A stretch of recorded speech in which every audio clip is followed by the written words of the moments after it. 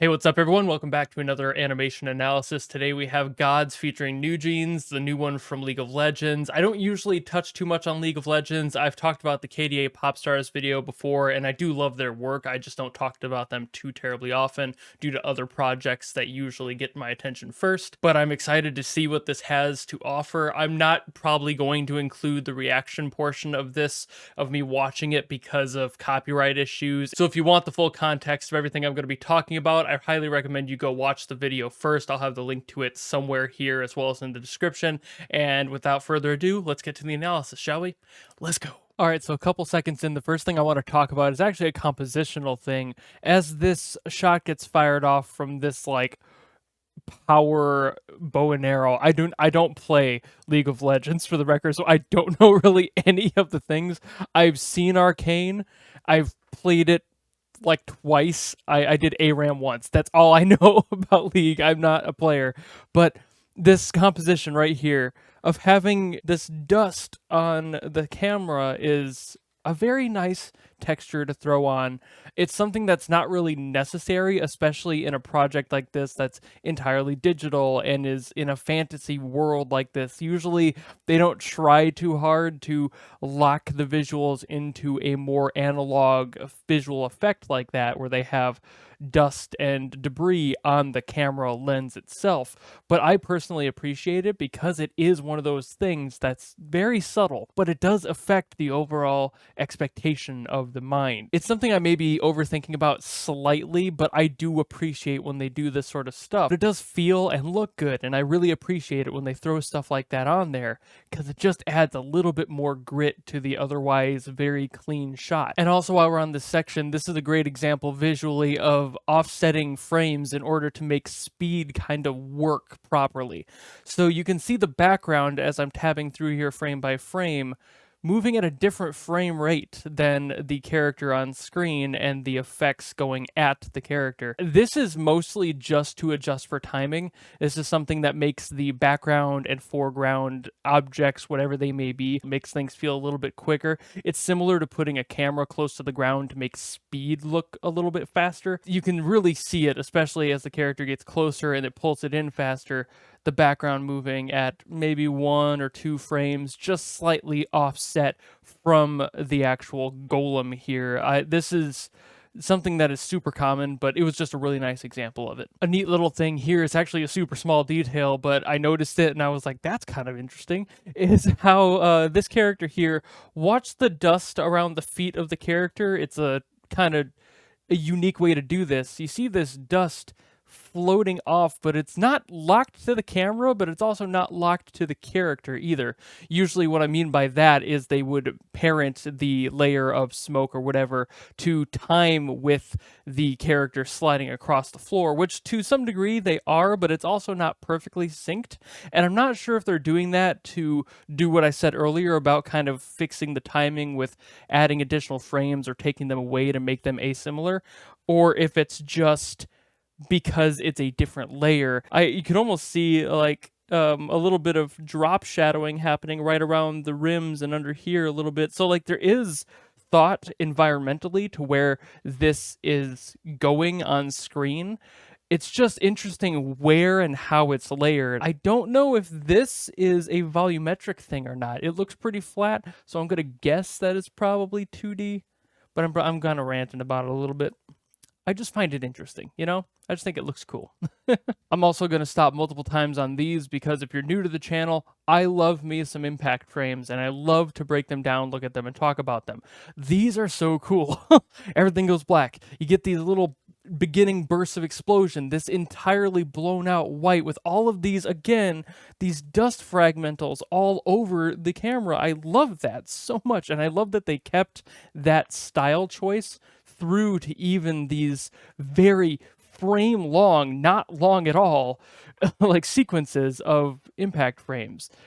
It's just so nice that they threw all that in there. It's basically if the screen has a blown out white color, let's add that dust on there. And that's a cool compositional tie-in. I really like that. Of course, yet another impact frame here. Love this set because it's the most anime thing I've seen so far. It's ridiculous. This strike down, the color, bringing it back, pulling it out from black and white, bringing in that red again, going back out, blowing out the colors, inverting them. These classics of impact frames. And then even just right here, 1, 2, 3 frames of a regular camera, extremely blurred out, and then brought it back to white. That was an interesting choice, having that kind of blow back in, then immediately flash back out for 1 frame. I don't think I've actually seen that specific technique done, and I kind of like it. It kind of preps your brain for what you're about to see. I also like this little sequence here because it does what's called a dolly zoom, or the vertigo effect. Basically, this is an effect where you would put the camera on wheels and then roll it towards the subject of the frame as you zoom out, or vice versa even. It kind of works both ways in a slightly different effect. But the concept there is just to make things seem a little bit wrong. You know, it kind of makes the world feel detached from the subject of the character. This one's really nice because they're adding the passage of time on top of that, so it really makes things feel a little off and very detached. And just having that color shift from the daylight hues to the night hues, the light being turned on is kind of a nice touch in the background. And then of course it just transitions into the next scene, which is a match cut to him at a professional championship, which is just a cool visual bundle of shots and techniques that they used here, and not so much animation wise, but directorially I really appreciate. Right here we get another really quick impact frame as he gets electrocuted. This is a really cool frame. It's almost got this Thor energy to it. I really like that explosion, how it just kind of highlights only the parts of his face that need to be, that would have that underlighting, the brows, the bottom of the nose, the lips, the bottom of the chin. I really appreciate that. I think it's a really cool addition to this, and it's a great way to bring in the next shot and kind of pull you back into that fantasy world that they're in. So I kind of love how that was handled. It was a super interesting choice. Now I promise I'm not going to stop at every single impact frame we see, but this one just had a really cool effect on it that I wanted to talk about. You get the usual stuff. I kind of like how in this one he's entirely engulfed except for his glasses. I think that that's just kind of a fun touch. But I also really love how in this next set of frames here, this is almost shaded like an art book would be, like concept art would be. It has the same kind of textures you would be using in order just to show the concept of where light is coming from. It's super basic and broken down. You get all the basic stuff, all the light lines and everything. It's a really cool effect, and I don't know if that was entirely intentional to give it that look, or if it was just because it looked cool, which is usually the case for impact frames. If it looks cool, do it. But I do wonder if there was a specific reason why they chose this exact visual style, or if it was just to look cool. In this sequence here, I just want to go through here frame by frame as I kind of talk about it because it looks so cool. There's different visual styles to a few of these effects, like compared to the ones that we've seen so far, which have been a little bit more flame centric. This one feels a little bit more like a direct explosion, albeit it does kind of float out like flames, so it's kind of tying it into that. We still have all of that dust on the camera, again bringing that texture back to the shot. There's just so much happening in these frames. There's energy of all sorts and colors, and the colors being chosen are very, very well thought out, utilizing, of course, the cooler tones of blues and purples, contrasted on the screen with just this basically one plume of this warm color that kind of brightens up this entire side of the screen compared to the colder end here. And you could dig into that and be like, well, maybe there's a visual reason for that, like a stylistic reason, but I think that they just really needed to balance it because too much of one color temperature on screen at a time can feel a little bit overwhelming if you stay with it too long.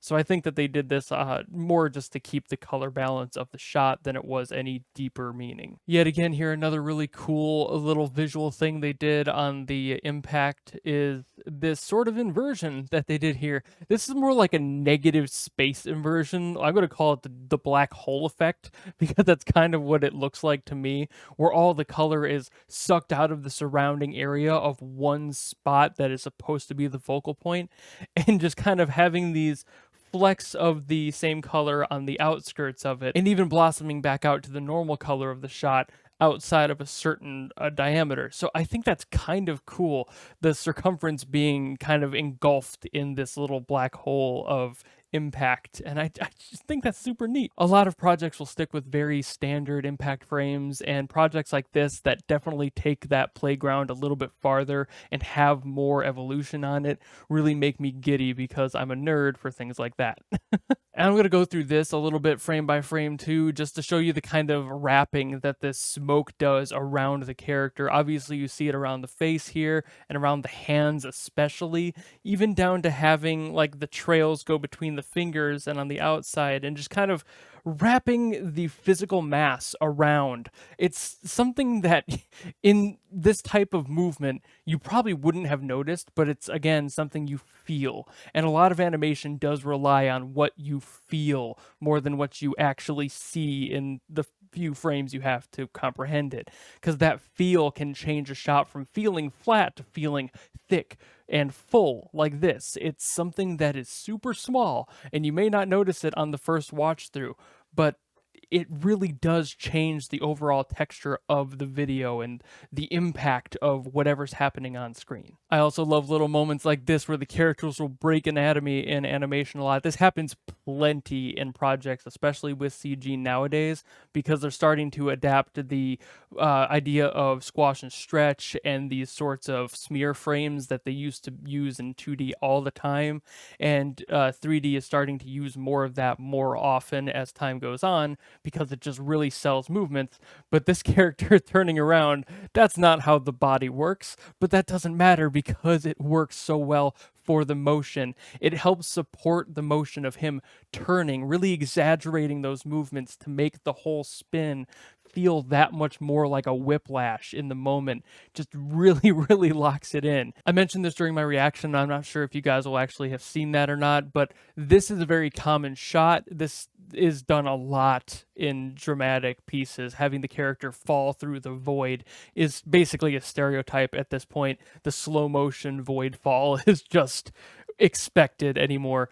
But I do like this variant that they had here where the character is falling and then he looks at himself in a reflection of a piece left behind by the world that he was just in. That isn't something I don't think I've seen in this type of shot before, so I just appreciate that. I like these little evolutions that people will throw in there just to spice things up and keep away that monotony of something that is otherwise a pretty stereotypical shot these days. I also love these little character moments like this one where he's reacting to the sun being so bright because he's like, I was in the void for so long. It's little things you can do with character animation to really sell that emotion and make it feel that much more real to a person, because yeah, we would react like that too. You have to think about that type of stuff when you're animating, because if you're not making things feel right, like I said earlier with feel, it's huge, then the whole shot can feel completely wrong.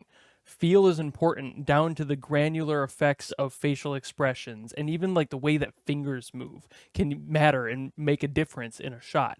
It's really, really insane how much detail you can add to make things feel just that little bit more relatable. So this one's kind of interesting. I've looked through this explosion a few times, the way that the smoke kind of bursts out from the center, and I noticed something odd about this little plume right here. Keep watching it. Don't look away from it as I tab through, but especially right here, it seems to like stop kind of on an awkward chunk.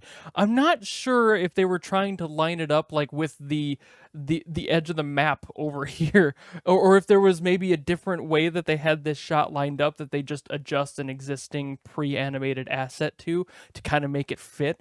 But having this line up the way it did and kind of stop here instead of continuing on out here a little bit before kind of decaying further, it's a little jarring. But that's, again, super granular. It's just me. But I think this is interesting because it does something that usually in animation and art you shouldn't do, which is called tangent lines, which is basically saying two lines that are matching perfectly and don't overlap in any way, and they look a little dry and like too perfectly aligned. And that's kind of frowned upon because it's a bad design effect. It makes the mind go, that doesn't feel organic. So having this almost perfectly stop right at this line where, like, this part does go up and around and it does stop here, but this part doesn't for some reason. It just seems like an odd thing that this wouldn't continue up here and keep fluorescing out and then decaying as pretty much the rest of the explosion has. It's a little bit of an odd effect, and I'm not sure why they did that, but I'm pretty sure it's probably due to them changing the angle of something or just using a pre-made asset and plopping it in there. It could be anything. It could just be me. So let's move on.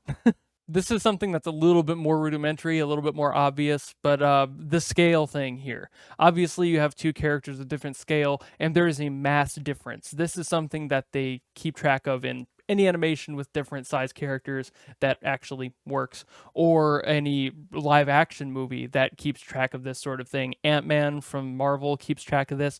The bigger the character, the slower they'll move. So this character, while he does definitely move a little bit faster than somebody like Ant-Man would at full scale, this character does have more weight. You see him land heavier. You see more effort into every movement. There's a lot more labored movement in his steps, and it compared to the smaller guy, he's definitely slower, but he has more power. That's the trade-off. So keeping in mind those sorts of things is really important, because if you don't, you'll get projects like Pacific Rim Uprising, which was like the sequel to a movie that did mass extremely well. Pacific Rim did so good with their mass handling. Everything felt huge. Pacific Rim Uprising, not so much. It kind of made everybody really quick. It felt way too cartoony because everything felt light, and that's not what you should be doing. So this does that very well. It actually keeps track of that mass, albeit it's not quite that big. That matters. It scales appropriately to the body size, and it feels good as a result. A quick appreciation here for this background art. These clouds have no business being as fluffy and beautifully rendered as they are. Those are beautiful. Even the ones up here that are a little bit more wispy still look so good. The lighting is handled so well on them. You can clearly see every ridge on every light where the sun would be bouncing off it. It's just delicious background art. I freaking love that. This set of impact frames is actually really important because of the timing specifically. This flash happens, it goes all white, it comes back down, you kind of see them still standing there. The guy in the front is starting to kind of react a little bit. You see his eyes start to kind of squint here. He's starting to understand that there was a bright flash, but not fully. And the second flash happens, and again, one of these really cool full sketch. I mean, look at this. Look at the detail. Look at the outline of the glasses. That's so cool to me. I love that sort of thing. And then as that flash happens, you see them fully react. That level of reaction, those couple of frames actually happen to the body. You don't immediately react to bright light. If you were to record yourself in slow motion reacting to a bright light being turned on in a dark room, you would look about the same. It would take just a couple of frames of that slow-mo for you to process that light switch. And this is really cool that they're keeping true to that in animation and following those sorts of rules. Again, feel something you might not necessarily notice in the moment watching it, but you definitely understand it subconsciously, and you feel that reaction. You're like, oh god, that was bright, because you're feeling it about the same time they would. And this shot here is probably one of the last things I have to talk about, but it looks so pretty. There's so much energy in this shot. You get these two huge rings of energy alongside this giant shot. You see the silhouettes of the characters who are standing around, and as it goes through, you get that inversion of the color to really add more of that impact. And then all of this smoke and all of this energy coming out of here. There's like multiple rings that follow those initial two big ones. There's the ball of energy down here. There's also a few like rays of energy that fly out. You even see like right here, there's a couple more explosions internally that happen throughout this cloud. There's so much energy spent off here. This is one of the biggest energy payoffs I've seen ever. This lasts forever. Just to get that one final big explosion from the center, again another impact, again another flush, again another impact, again more flashes of color. There's so much energy payoff to that shot. That is again, hands down, one of the longest expansions of energy I think I've ever seen put to animation. There's so much time spent just to make sure that you remember this specific shot. It still isn't done yet. I've been talking this whole time and there's still been more frames of it. It's insane. I also love here that they kind of match this explosion to the transition out to the real world again and away from his head, using it kind of as that focal point in the center. Yet another match cut. I love it when they use match cuts. Having the blur in really does help blend those two together, because you just saw all of that light and your eyes are kind of naturally adjusting to all of that light on screen, to which you would be now seeing them in a much darker scene. That's a really good way to blend those together. The composition, as per usual on these projects, is just absolutely beautiful. So that's all I had time to really include. I had so much more I could have said, but I skipped a lot because there was so much I could have talked about, so many missed impact frames that I could have dissected further. But this project, just like all the other League of Legends animations I've seen, have been top tier on the skill and productivity level. I absolutely love how they look every single time, and they always put so much effort into them, so I love to break them down and think about what was done, how it was done. But like I said, there's so much more I could have said and just didn't have the time to without making this video twice to 3 times as long. So thank you all so very much for watching. If you enjoyed this and you want to see more of them, by all means let me know down below. If you want to follow me and support me and all that, you know how to do that, and I will see you all in the next video. Goodbye!